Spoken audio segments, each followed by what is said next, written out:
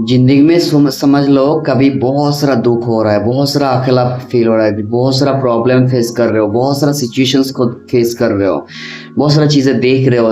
मतलब ऐसा लग रहा है कि जिंदगी में आपका सांस के बिना, श्वास के बिना और कुछ भी नहीं है आपका जिंदगी में।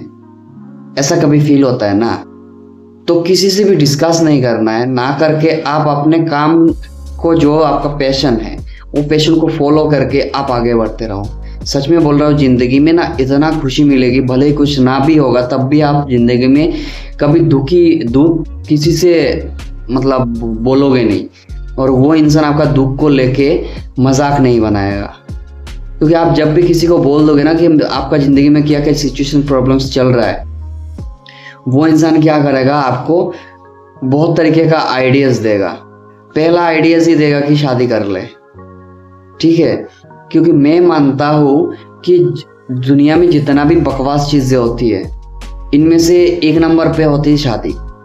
क्योंकि अभी का समय पे जो लोग शादी कर लेते, शादी करते ही क्या होता है, एक तो आप दुखी हो, ये जिंदगी में बहुत सारे प्रॉब्लम्स फेस कर रहे हो, सिचुएशंस फेस कर रहे हो।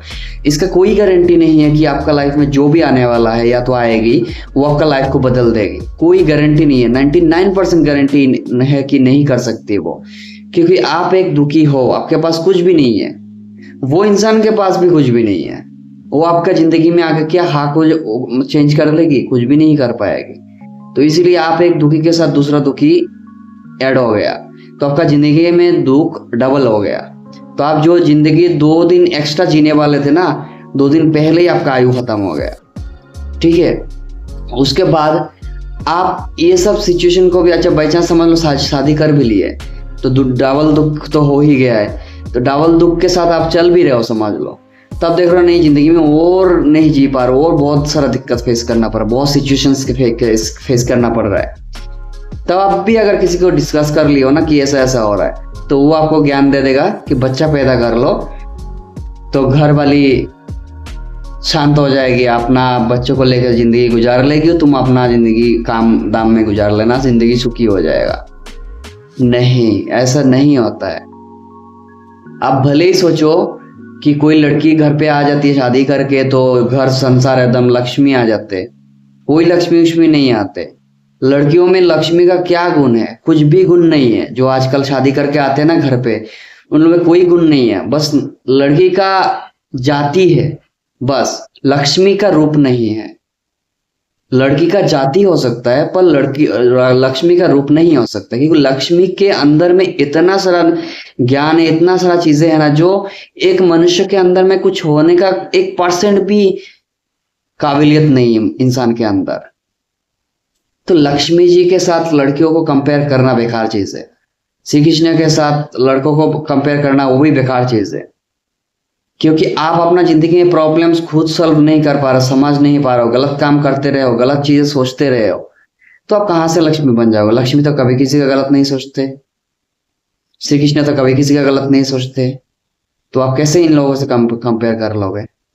पहले अपने आप को बनाओ ना, क्योंकि उसका कोई गारंटी नहीं है कि वो लड़की या तो लड़का आपका घर पे आ जाएगा तो वो संसार जिंदगी सब कुछ बदल देगा, नहीं कर सकता है। क्योंकि आप अगर काम ही कर रहे हो उस तरीके से कि देखो, लोहा जब तक ऐसे ही पड़ा रहता है ना कहीं पे, तो वो लोहा का लोहा जैसा ही वैल्यू होता है। पर वो लोहा जब कोई इंडस्ट्री पे चला जाता है ना, तो उसका पीट पाट के उसका एकदम रूप बदल दिया जाता है, उसका दाम बढ़ जाता है, वैल्यू बढ़ जाता है, पता है? तो वही चीजें होता है। तो इसका मतलब ये थोड़ी है कि शादी करने के बाद तुम्हारा जिंदगी बदल जाएगा, नहीं बदलेगा। तो तुम्हारा जो जहां पे तुम कुछ कर नहीं पा रहे हो, इस शादी ना करके अपने आप को चेंज करने की कोशिश करो, ना कि शादी कर लो, एक के साथ डबल प्रॉब्लम पैदा कर लो, और डबल प्रॉब्लम के साथ बाद में जब ज्ञान दे देंगे लोग कि बच्चा पैदा कर लो, बच्चा भी पैदा करो, तो तीसरा प्रॉब्लम क्रिएट हो जाएगा। तो तीसरा प्रॉब्लम क्रिएट होते ही आपका जिंदगी 2 दिन पहले, जिंदगी जो थोड़ा ज्यादा जीना था 2 दिन पहले ही खत्म हो जाओगे। इससे अच्छे शादी ही मत करो, आराम से अपना जिंदगी जियो, पैसा कमाओ, जिंदगी में जो शौक है सब पूरा करो, सपना है पूरा करो, भगवान का नाम लो, आगे बढ़ो। और क्या चीज करना है आपको, लास्ट में अगर सोचते हो कि नहीं मेरा अभी मुझे देखने वाला कोई ऐसा चाहिए, शादी नहीं करना, तब भी ऐसा इंसान बच्चा को ढूंढ के लाना है ताकि वो एटलीस्ट मैच्योर हो, वो एटलीस्ट तुमको देख पाए, और एटलीस्ट वो उस मेंटलिटी का हो कि वो स्पिरिचुअल लाइफ से कनेक्टेड हो, भगवान को मानता हो, भगवान को समझता हो। उसको लाके एडॉप्ट करो, जिसका माँ बाप है ही नहीं। एडॉप्ट करो, उसको पढ़ाओ लिखाओ, उसको हर चीज उसको ही दे दो।